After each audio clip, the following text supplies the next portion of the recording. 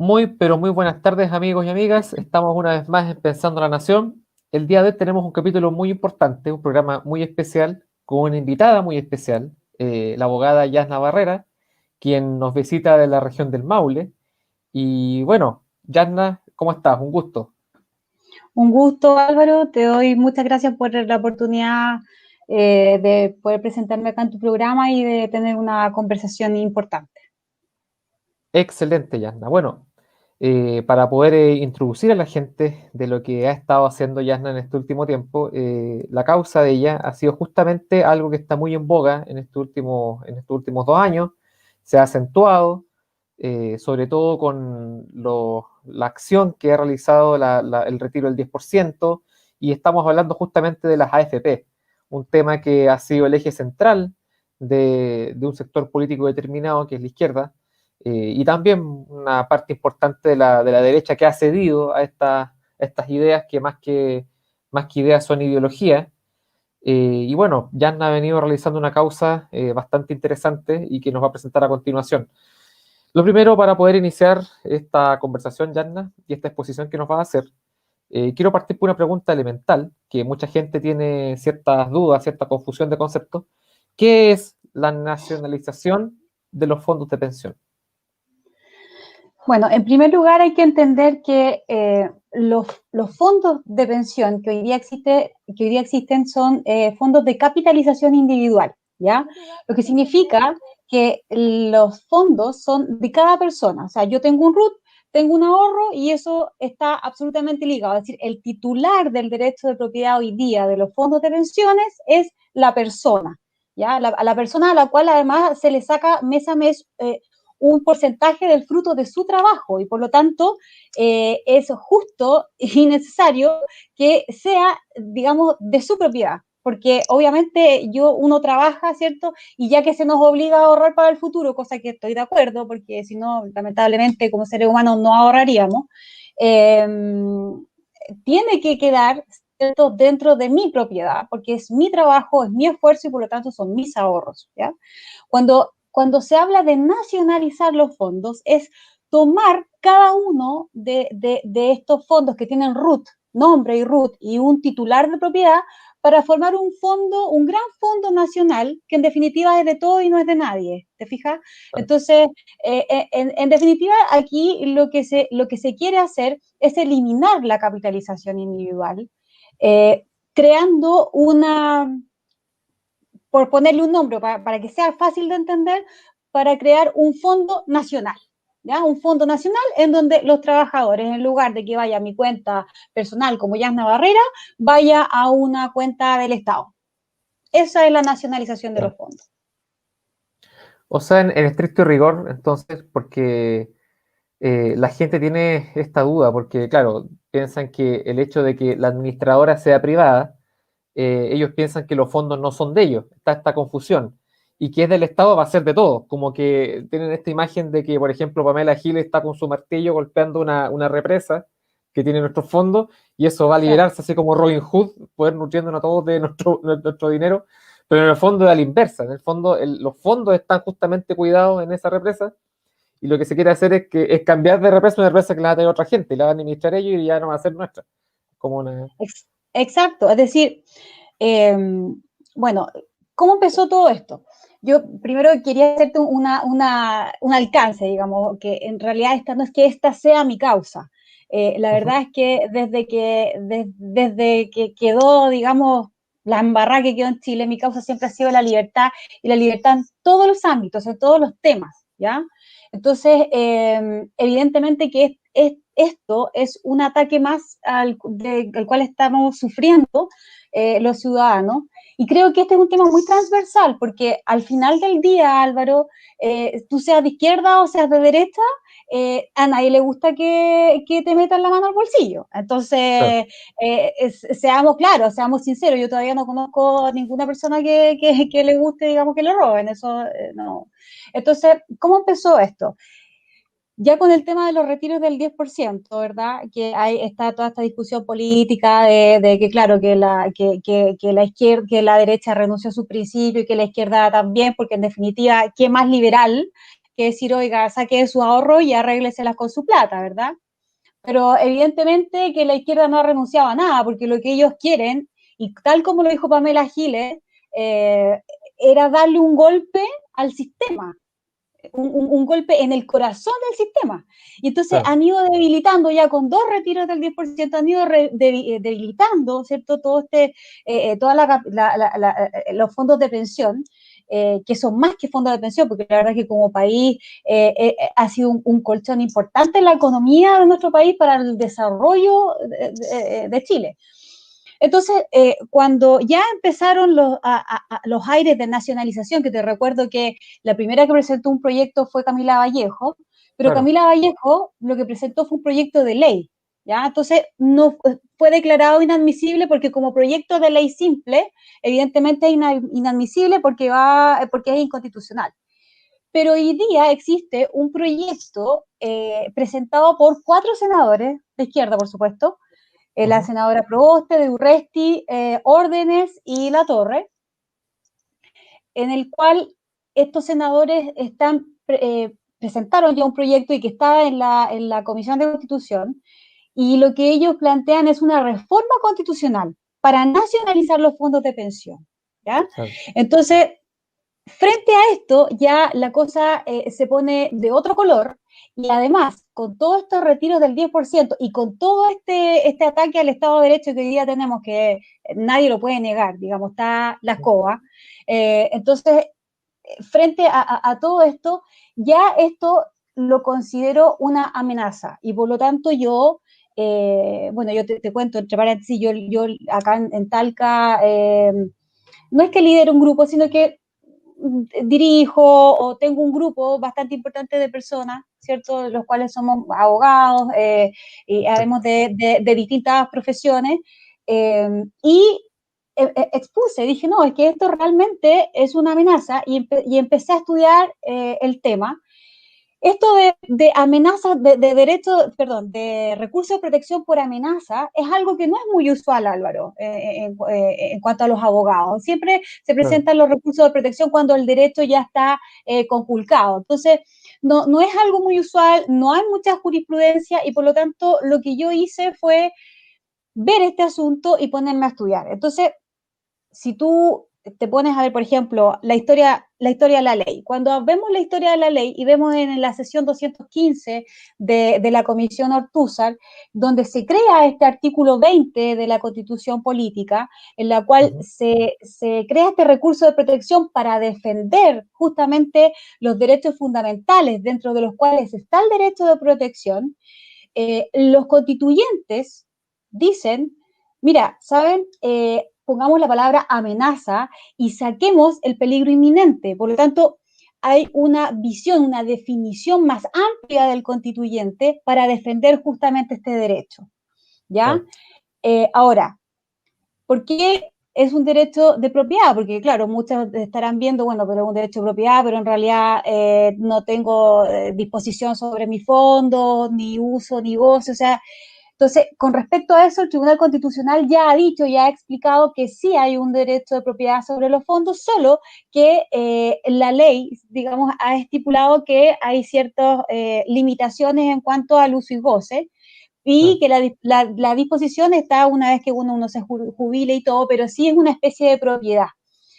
Y en ese sentido, los senadores están obligados a observar la Constitución que hoy día nos rige, les guste a ellos o no, sabemos que no les gusta, sabemos que no quieren respetar la Constitución, pero en definitiva, ¿qué nos queda a nosotros como ciudadanos, Álvaro? Sí, ese es el tema. Hoy día, con el Estado de Derecho totalmente dañado, nosotros como ciudadanos necesitamos ver qué herramientas tenemos para poder defender nuestros derechos. Y en este es- minuto, la herramienta que tenemos es justamente la que nos dejó el constituyente, que es presentar el correspondiente recurso de protección por amenazas al derecho de propiedad, en este caso, sobre nuestros fondos. Eso es lo que yo he planteado y eso es lo que estoy buscando, digamos, difusión y la idea es que seamos muchos. ¿Por qué? Porque hay algo muy importante que quiero subrayar.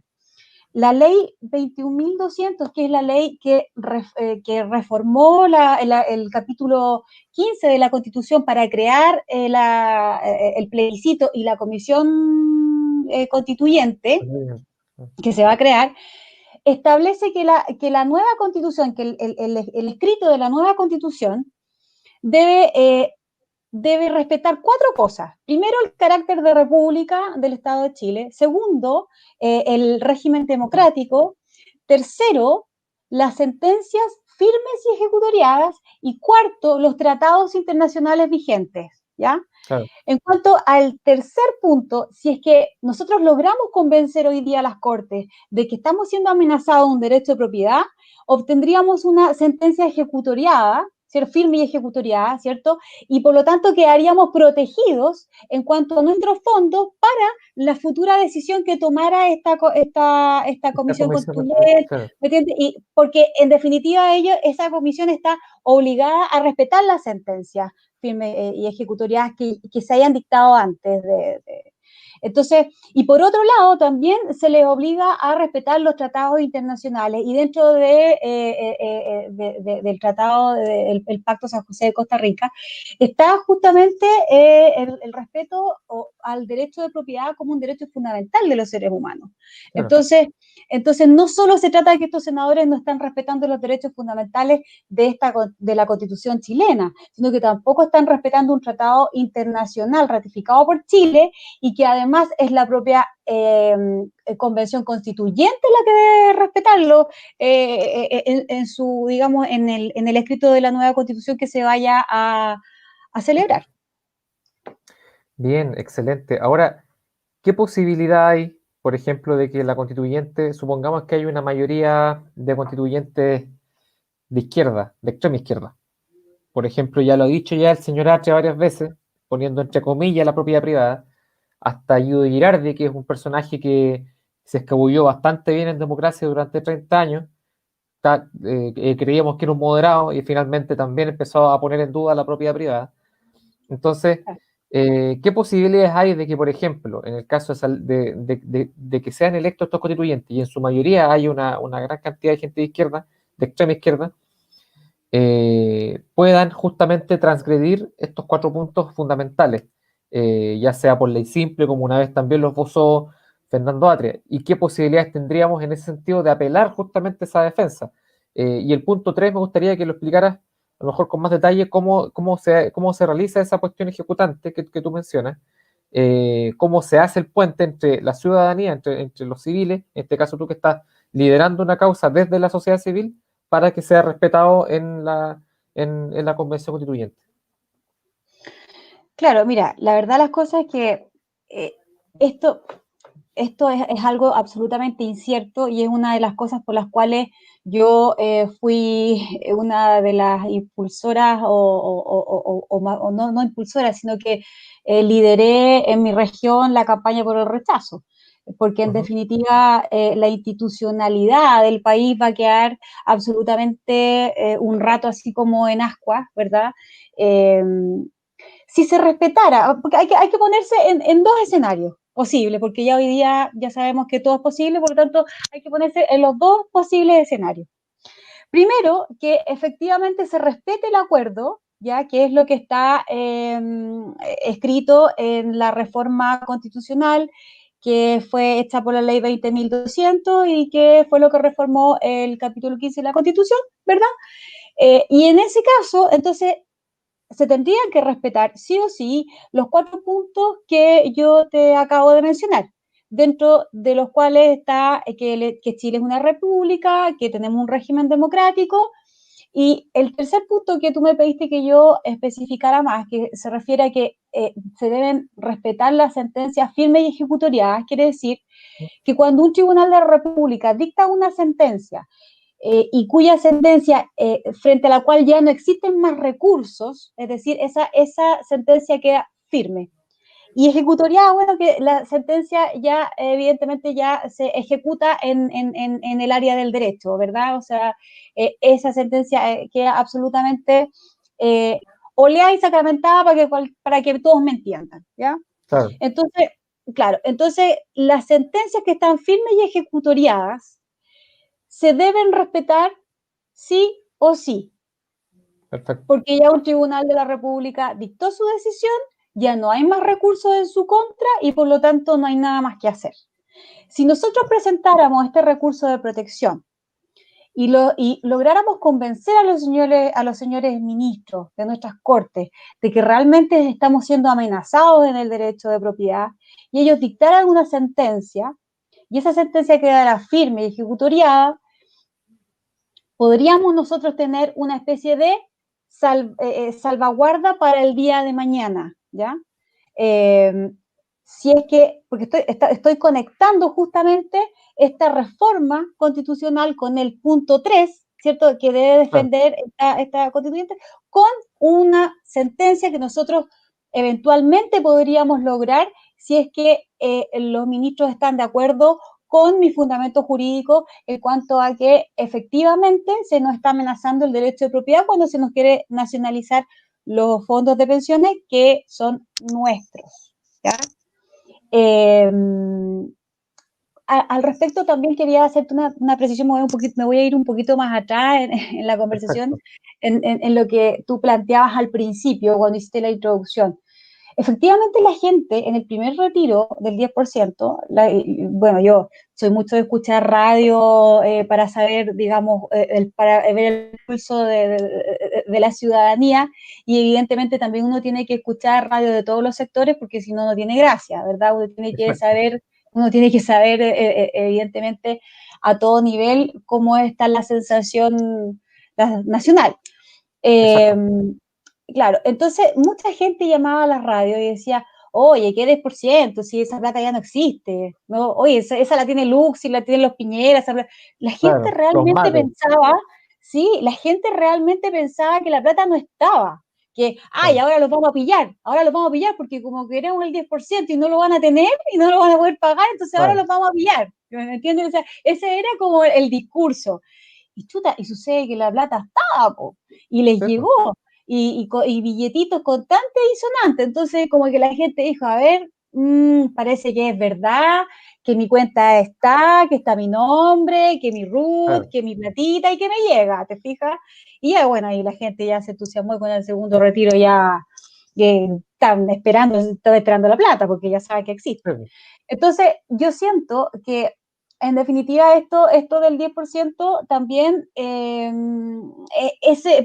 tú sabes que todo tiene un lado positivo y un lado negativo, y el lado positivo es justamente eso, que la gente en definitiva se dio cuenta que no era que la plata la tenía los mates, ni los Piñeras, ni los Luxis, ni los ricos, porque en definitiva ese es el cuento que le cuenta Sí, pues. la izquierda a la gente, o sea, ¿para qué estamos Sí, con cosas? Aquí, en definitiva, la idea es contar el cuento de que existe pobre porque existe rico, y de ahí nace todo un relato. Entonces, eh, lo otro que también te quería comentar es que esto es calcado, es lo mismo que lo que sucedió en Argentina.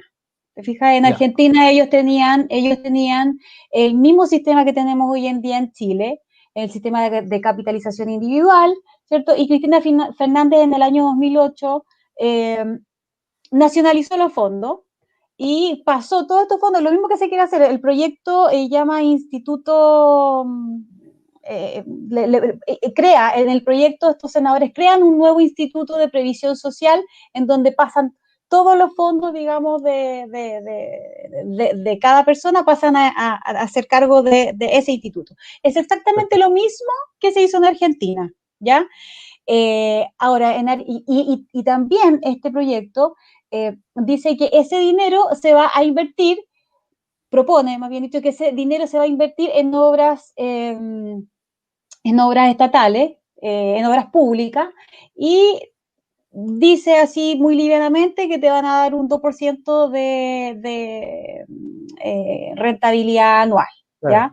Entonces, está súper lindo igual el proyecto, ¿ah? Porque incluso en una parte ponen ahí que va a seguir siendo de propiedad de los cotizantes, pero mira, fíjate que cuando pase de la AFP a este instituto nacional, digamos, te van a dar un certificado. Te van a dar un certificado donde dice, mira, Álvaro Ramírez tiene tantos fondos de capitalización individual. Claro, El es tema es que, propietario. claro, pero vaya a tener que dejar el certificado, no sé, ahí enmarcado en la pared, porque en definitiva lo que ellos quieren es que todos recibamos lo mismo. Es decir, Sí, tú ahorraste toda tu vida, yo ahorré, no sé, 5 años, pero lo que ellos quieren es que haya una renta básica universal, una pensión básica universal, digamos, perdón, y eso es lo que van a recibir. Y es exactamente, ahí vuelvo a lo que te quería decir, es exactamente el mismo que pasa en Argentina. En una entrevista reciente que se le hizo a un economista argentino, apellido Adorni, ya. eh, él dijo, o sea, aquí, en primer lugar, el sistema está en quiebra porque produce un 33% de déficit anual para el Estado. Punto uno. Entonces, es un sistema que quiebra a los países. Sí, Segundo, se produce la injusticia de que una persona que ha ahorrado toda su vida, ¿cierto? Recibe lo mismo que una persona que no ahorró nada, porque la idea es que claro, seamos todos iguales, ¿te fijas? claro. Y además, y lo más terrible de todo, es que hoy día Argentina tiene alrededor de un monto de alrededor de 2 billones de dólares. Ujú, Yo ahí con las cantidades no me manejo, pero es mucha plata, que es lo que ellos tienen, digamos, de fondo de pensión. Y eso está todo prestado al Estado, porque eso es sí, lo que ellos quieren. En definitiva, ellos quieren hacerse autopréstamos con los fondos de pensión. Entonces, sí, este economista dice, al final estos son billetitos de colores, no sirven de nada, porque es el sí. mismo Estado al que se debe y es el mismo Estado al que te tiene que pagar tu pensión. Entonces, ¿qué pasa? Que en definitiva, ¿qué es lo que creo yo? Que soy una defensora acérrima de la libertad, eh, que lo que debería hacerse, o más bien si es que quieren crear un sistema estatal, bueno, que lo creen, po, pero que nos den la libertad a nosotros de elegir. A los que no quieren Claro, más FP, los que no quieren más FP, entonces que se vayan, ¿cierto? Para ver si sí, el Estado va a ser capaz de administrarle y de cumplirle como lo hace el sector privado. sí. Que se vaya, ¿cierto? De hecho lo que tú planteas, yo creo que es una crítica y es una contrarrespuesta demoledora, porque Mm, justamente está atacando un punto súper importante, porque esta revolución, como le llamen, claro, habla de autodeterminación, habla de autonomía, habla de una serie de cosas, y sobre todo genera y se proclama como la voz de los descontentos respecto a la clase política. Entonces, si la clase política justamente me está proponiendo una solución política, ¿por qué yo como civil no puedo hacer lo que yo estime conveniente con mi fondo de pensión? Ya, ellos dicen que las AFP son terribles, son siniestras, bueno, pero al menos denme la libertad de estar en el sistema siniestro. Yo no quiero su solución maravillosa, quiero estar en el sistema siniestro. Es como esa la... Y eso yo creo que por ahí va la cosa. claro, que lo que pasa es que, mira, en definitiva, el tema de la AFP, eh, las administradoras de fondos de pensión, como su nombre lo indica, tenían esa función de administrar los fondos y de dar una rentabilidad. Hoy día la rentabilidad de la AFP está alrededor del 7% anual. Entonces, Sí, ellos cumplen su función. Sí, justamente es el Estado el que no ha cumplido la función de ir regulando el sistema a medida que la sociedad va evolucionando en cuanto a la expectativa de vida, ¿te fijas? sí, Entonces, justamente el que no cumplió se quiere llevar el premio. sí. O sea, De hecho, de hecho, la ley original 3500 fue modificada justamente en gobiernos de corte socialista, el gobierno del Lago, con el tema de los multifondos y todas estas cosas de las pérdidas. O sea, fueron medidas estatales las que empeoraron el sistema.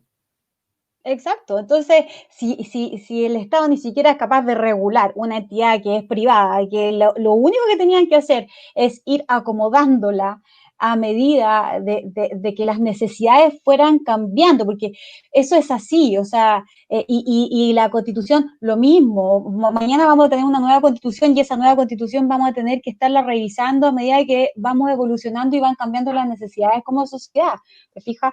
Entonces, lo mismo pasa con el sistema. La AFP han cumplido su tarea de administrar los fondos, ahí está la rentabilidad, cualquier persona la puede revisar.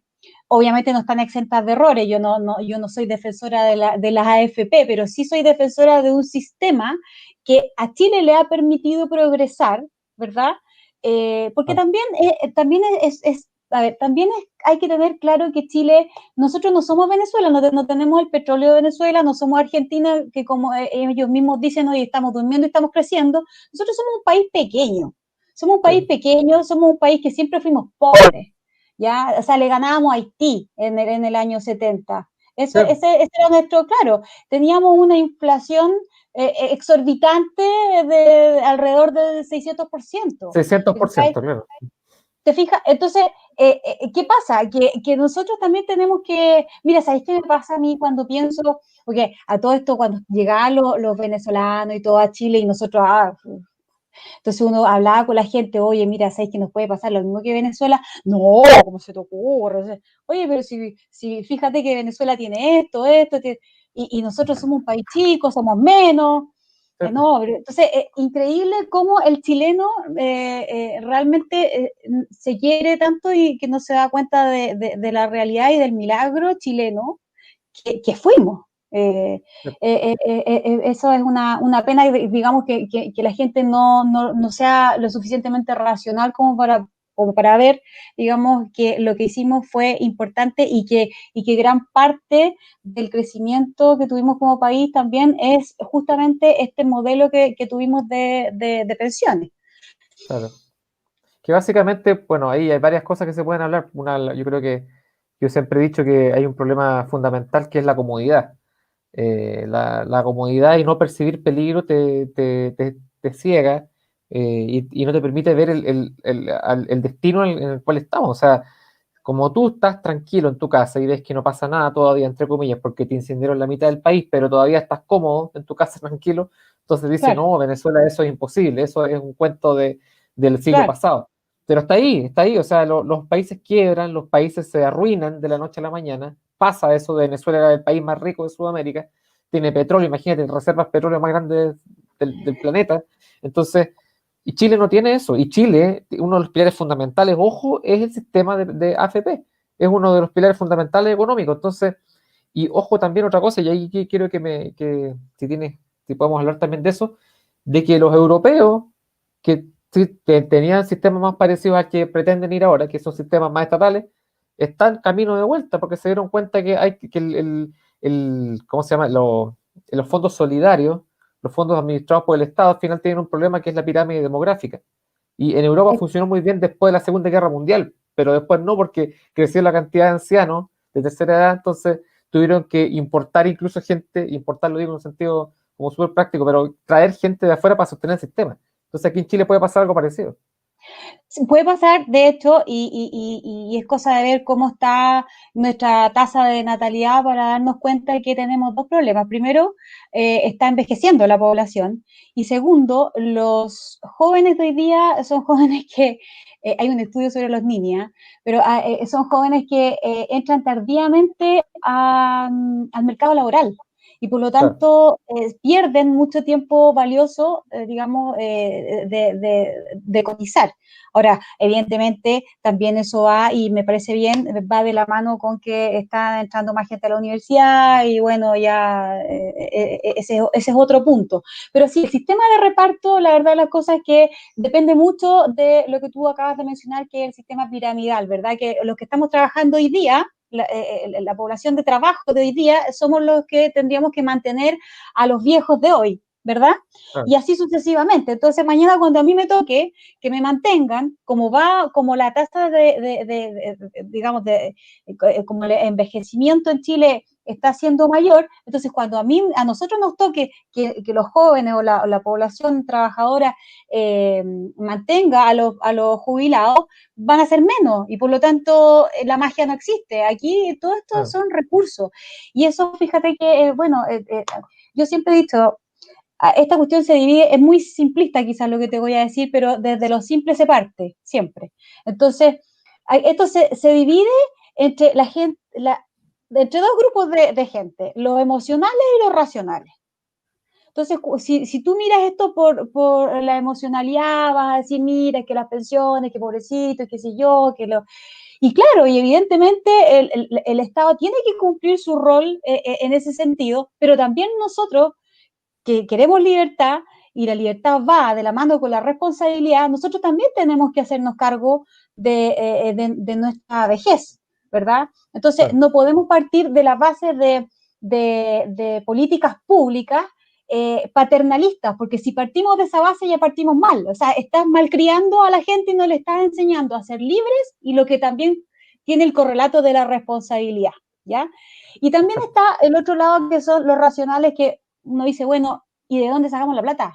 Si en definitiva no es que uno diga, no, a ver, no, el tema es que para todo se necesitan recursos, y los recursos son escasos y las necesidades son múltiples, son infinitas, son muchas. Entonces, cuando ya empiezan que la vivienda digna, que el trabajo digno, que esto digno, ahora lo digno para mí a lo mejor probablemente no es lo mismo lo digno para ti. Entonces, Claro. en definitiva, cuando empezamos con tanto de derecho social y empezamos a contarle cuentos a la gente, en definitiva, suena, ese discurso es más, para la gente que hoy en día vimos que el 80% es emocional, suena más bonito, porque lamentablemente es mejor escuchar que el Estado es algo mágico que te puede dar un mejor futuro, en lugar de decir, mira, sabes que en realidad tú eres el dueño de tu propio futuro y tienes que preocuparte porque así como quieres ser libre, también tienes tu responsabilidad.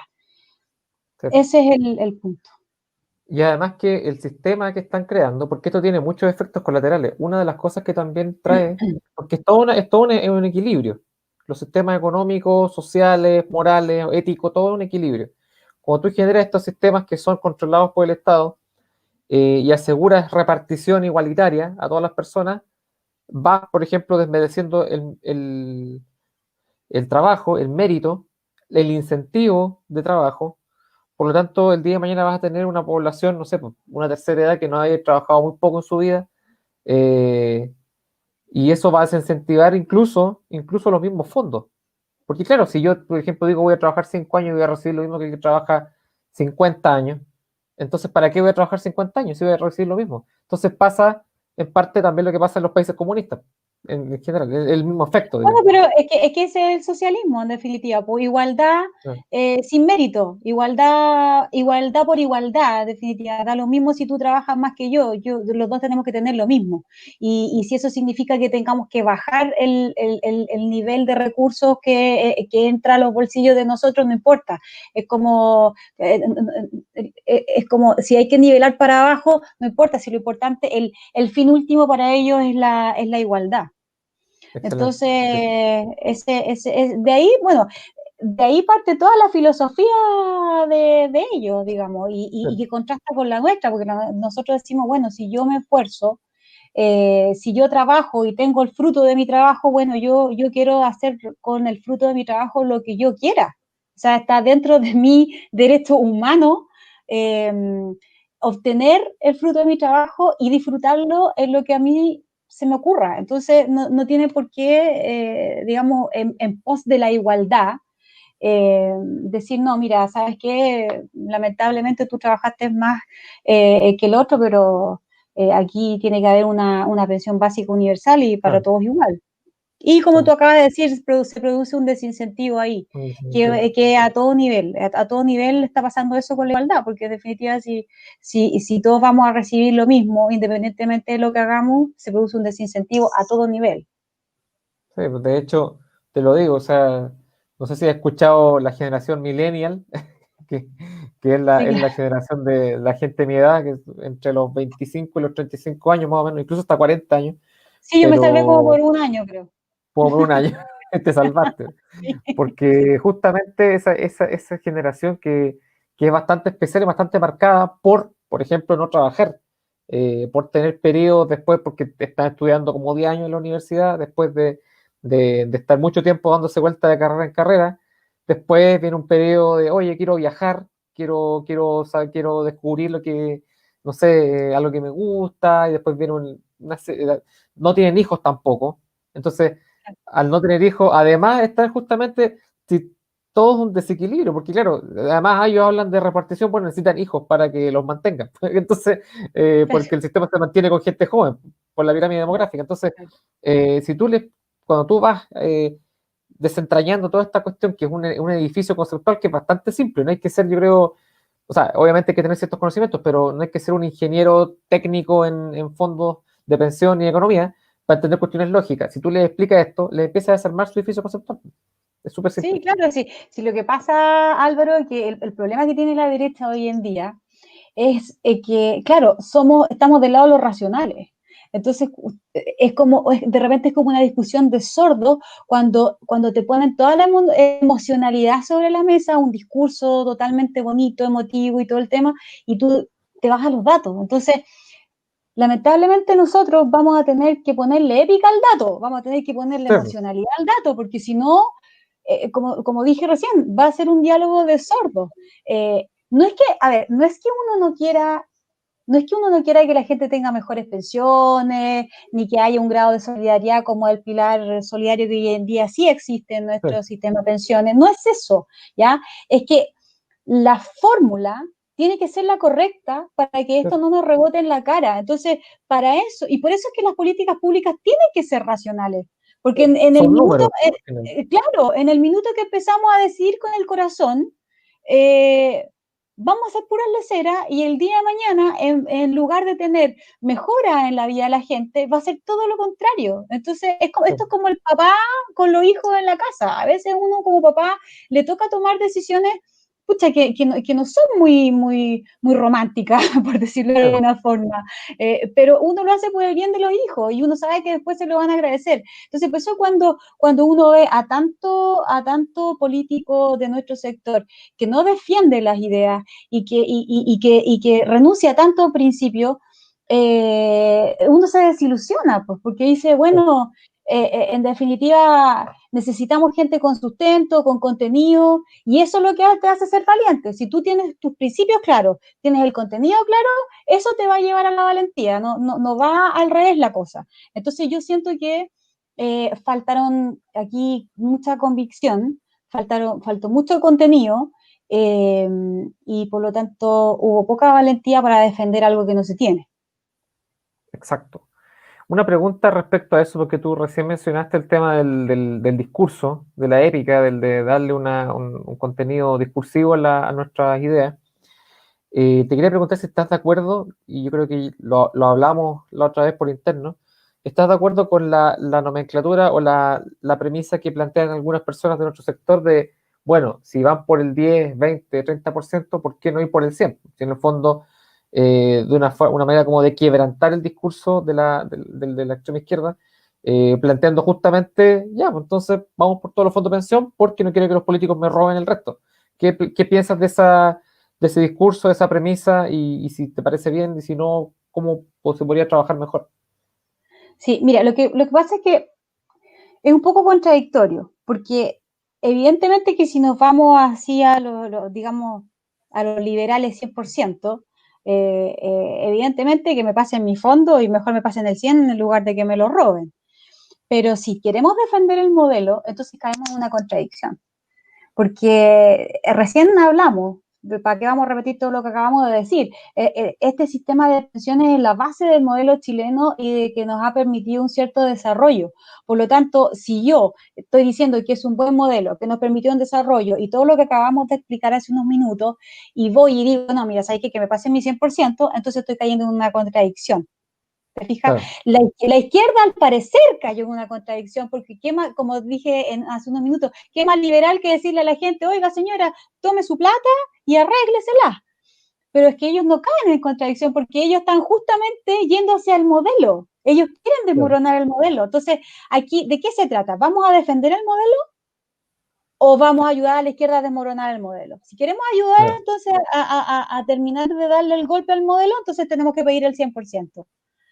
Pero si queremos defender el modelo, tenemos que hacer algo porque no se toquen nuestros fondos y que siga funcionando este país con digamos, ya, mira, con todo lo que ha pasado, Por lo que realmente, queda. claro, con lo que queda. Mira, yo soy, voy a ser un poco autorreferente, pero yo siempre, yo nunca me metí en temas mayormente políticos. Yo desde el segundo gobierno de Bachelet empecé a sentirme un poco agraviada porque ya uno ni siquiera podía opinar, las leyes que se estaban tocando eran leyes para minoría, entonces como que ahí a mí algo me estaba haciendo clic, me estaba molestando esto de que tú ya no podías opinar sin que viniera un grupo cabro chico y te linchara porque eras una retrógrada, ya como que ahí yo ya me estaba sintiendo incómoda con la situación país, ¿ya? Y ya con esto que pasó, digamos, el 19 de octubre, Mm. ya fue como la gota que rebalsó el vaso y realmente me puse a hacer cosas y salí de mi comodidad, como se dice, aunque yo la verdad yo soy una persona bastante de clase media, he salido adelante con mucho esfuerzo, tuve un hijo a los 16 años, así que tú comprenderás que para mí la vida Sí, no ha sido del todo fácil y estoy súper agradecida del país que me tocó vivir, porque todo mi esfuerzo ha tenido recompensa. Y probablemente si yo hubiese vivido en un país socialista o comunista, habría dado lo mismo lo que yo hubiese hecho en esa etapa de mi vida. O sea, hubiese dado sí, lo mismo si yo me hubiese puesto a estudiar o a trabajar, porque como todos tienen que ser iguales y tienen que recibir la misma miseria, se la tienen que repartir entre todos. Entonces estoy agradecida por el país que me tocó vivir porque fui libre para decidir si me iba a sacar la mugre por salir adelante o si no. Y como me saqué la mugre por salir adelante y tengo los frutos y mi país me ha permitido disfrutar de mi esfuerzo y de hacer con eso lo que yo quiera, entonces me veo la necesidad de tener que salir a defender mi patria. Y eso sí. es lo que a mí me pasó. Fija, pero jamás yo he estado ligada ni a un partido político, ni nada de eso. Simplemente que me tocó ver cómo nos atacaron. O sea, yo para el 19 de octubre yo realmente sentí que nos estaban atacando y no podía entender a los chilenos que empezaron a patear a Chile en el suelo. O sea, esta cuestión es como la familia. Nosotros nos podemos, entre la familia tú te podís como pelear y todo el tema, pero que venga un gallo de afuera a decirle algo a alguien de tu familia, eso tú no aguantás. Entonces, como que Sí, eso me pasó a mí ese día y me molestó o me sentía como muy rara viendo cómo los propios chilenos pisoteaban su patria, o sea, sí, y eso es lo que me ha movido hasta el día de hoy y pretendo seguir luchando desde mi humilde trinchera. excelente, Yasna. Mira, para poder ir ya finalizando, me gustaría preguntarte sobre los pasos a seguir. ¿Cómo va a seguir tu trabajo? ¿Cómo va a ser tu campaña? Me refiero a campaña de tu causa, cómo la Sí. vas a llevar adelante. Todo eso me gustaría que nos contaras un poco ya para ir finalizando y para Uh -huh. poder, para también decirle a la gente, para que le puedas también contar a la gente cómo te puede ubicar, cómo pueden contactarse contigo, etcétera. Eso como... Sí, bueno, los que quieran ser parte del recurso pueden, bueno, hay un correo que es defiendetufondos@gmail.com y también creamos un Facebook de Defiende tus fondos pueden ser parte del recurso. Yo cuando comencé con todo esto pedí un pequeño aporte eh, para los que pudieran en realidad, porque evidentemente que si esto crece mucho, ya la logística o el tema operacional evidentemente que cambia y para eso se requieren nuevamente recursos. O sea, Recursos. Sí, claro, entonces es así. el que quiera ser parte de esto puede hacerlo. Eh, Evidentemente, el que pueda aportar, que aporte, se le agradece mucho, pero lo importante es que seamos muchos, porque vuelvo al número 3, digamos, que se tiene que respetar en una futura convención constituyente que va a existir y un escrito de la nueva constitución, que son las sentencias firmes y ejecutoriadas, eh, que uno de los escenarios que hablábamos hace un rato debería respetarse y el peor de los escenarios es que nadie respete nada, ¿verdad? Pero poniéndonos en el escenario correcto, lo que debería pasar, sí tendría que respetarse. Y por lo tanto, los que quieran participar, que entren al Facebook, defiende tus fondos y Defiende tu nos escriban, ¿sí? O nos envíen un correo a defiendetufondos@gmail.com. Excelente, Yasna. Mira, yo aquí voy a, como te digo, en la gente del canal ya sabe ya que yo estoy en una candidatura, yo estoy en el Partido Republicano, entonces la idea es que tu mensaje pueda llegar a todos los grupos, movimientos, partidos, porque en el fondo se supone que estamos levantando algo que se llama, le dicen los patriotas, la nueva derecha, el 22%, qué sé yo, hay un Sí, cúmulo de claro. fuerzas, de ideas, de gente. Yo creo que hay ganas, falta solamente como el traje, y le El falta engranaje. el engranaje, pero está. Entonces, justamente los que estamos acá presentes, la gente que está mirando, la gente que tiene contacto y que yo me voy a encargar personalmente de ayudarte en esta cruzada, tenemos que Muchas gracias. comprometernos. Tenemos que comprometernos porque al final tú estás dando la cara, así como otras personas valientes. Yo me acordaba, por ejemplo, de Marcela Aranda, que ella, por ejemplo, ha estado luchando todos estos años por el tema de la niñez. Ella sola, todos los días en el Congreso, ha estado, es pura iniciativa. Entonces, Sí, finalmente, y ella parece que no es ni siquiera abogada, pero se volvió experta en todos estos temas. Yo la conozco personalmente, pero he estado viendo sus videos hace años, y se volvió experta en este tema. Entonces, la gente como tú, como Marcela y otras personas más son muy valiosas porque voluntariamente están haciendo algo, voluntariamente, o sea, por sus propias ganas, por sus propias fuerzas. No les paga un partido, un movimiento, ni una ONG, nada. Entonces, lo mínimo que podemos hacer nosotros, que nos decimos patriotas, es apoyarte. apoyarnos Entonces, y apoyarnos entre todos, claro, claro. apoyarnos entre Tenemos que todos, hacer, redes, contacto y ojalá recursos, porque a nuestro sector nos gusta la propiedad privada, pero de repente también tenemos que ayudar, hay que ponerse sí, más bolsillo. sí, sí. Hay que entender un poco eso en nuestro sector. Pasa que, claro, yo siempre doy la explicación acerca del individualismo. El individualismo, digamos, el concepto es, mira, hay que al ser humano individualmente hay que potenciarlo. Y si tú vas potenciando a cada uno con lo que cada uno le gusta, con lo que cada uno se siente bien y eres individualista, en ese sentido vas a tener una gran sociedad de personas felices y potenciadas. Por eso que yo no voy por el colectivismo, ¿te fijas? Porque yo no creo en ese colectivo que no tiene corazón, no tiene alma, no tiene nada. Yo creo en el individuo. Pero lamentablemente nuestro sector a veces es individualista en el mal sentido de la palabra, o sea, estando bien yo o mientras a mí no me llegue el problema, no me muevo. Entonces, en ese sentido tenemos que aprender mucho como sector y nosotros que somos jóvenes que estamos entrando, digamos, a darle nuevos aires a la derecha o a las ideas de la libertad, como si quiera, tenemos que entender eso y darle un vuelco a esa situación para, para realmente empezar desde una buena base.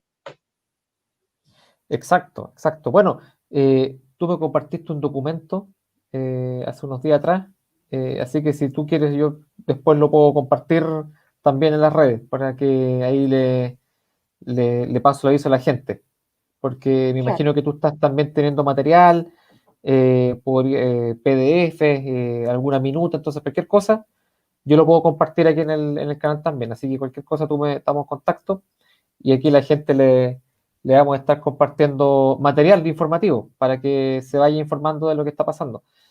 Okay. Bien, pues ya, un último comentario, un saludo a la gente, algo que quieras decir.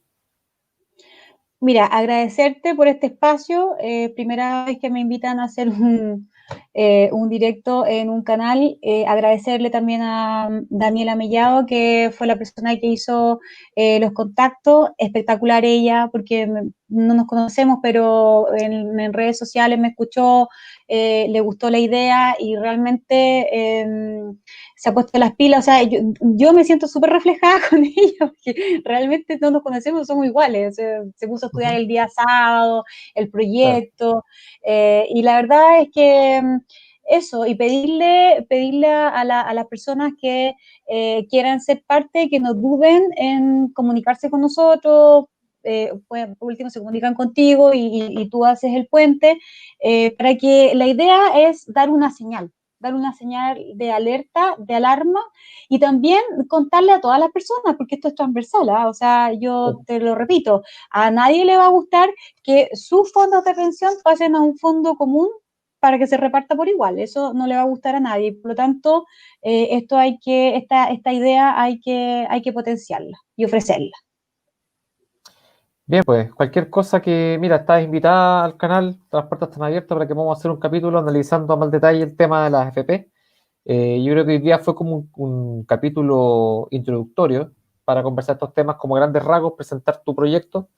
Y bueno, estamos aquí en alianza, así que eso, agradecido a la gente que nos estuvo viendo.